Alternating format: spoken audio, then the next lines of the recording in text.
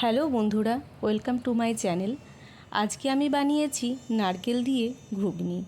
আপনারা হয়তো ভাবছেন ঘুগনি বানানো আর কী দেখানোর আছে, ঘুগনি বানাতে তো সবাই জানে। কিন্তু এই নারকেল দিয়ে ঘুগনিটা আমার মা বানাতো। আজ আর মা নেই, কিন্তু যখন এই ঘুগনিটা বানায় আমার যেন প্রচুর কথা মনে পড়ে যায়। সেই মায়ের হাতে এই ঘুগনি, যেটা আমরা সবাই মিলে বসে একসাথে দারুণ মজা করে খেতাম। আর এই ঘুগনিটা আমার ভাইয়েরও ভীষণ প্রিয়। তো এই ঘুগনিটা বানানোর জন্য আমি 8 থেকে 10 ঘন্টা মটরটাকে ভিজিয়ে রেখেছি। এইবার প্রেসার কুকারে জল দিয়ে আর তাতে সামান্য নুন দিয়ে মটরটাকে আমি 4টে সিটি দিয়ে সেদ্ধ করে নেব। মা এইভাবেই বানাতো, কী যে দারুণ খেতে হতো সে ঠিক বলে বোঝানোর নয়। দেখুন মটর সেদ্ধ হয়ে গেছে। এইবার কড়াইয়ে দিয়ে দেব বেশ খানিকটা সর্ষের তেল।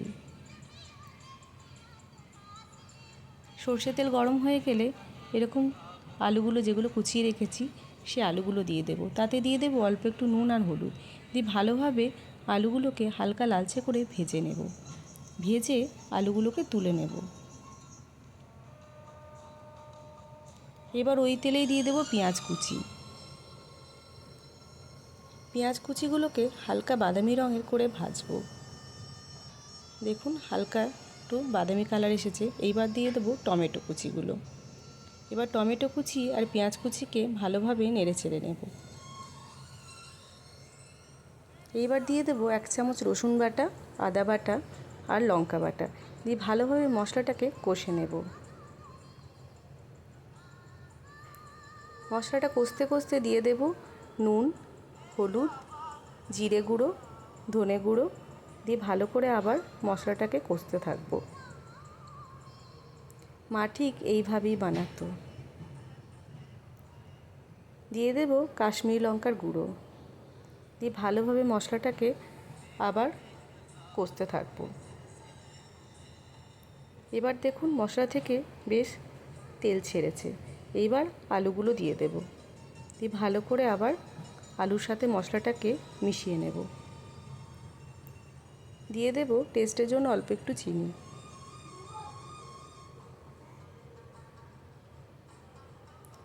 দেখুন কি সুন্দর একটা কালার চলে এসেছে। এইবার দিয়ে দেব সেদ্ধ করা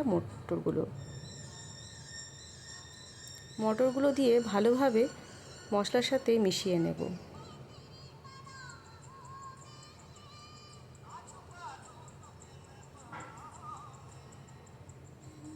এবার দেখুন ঘুগনিটা ফুটে উঠেছে।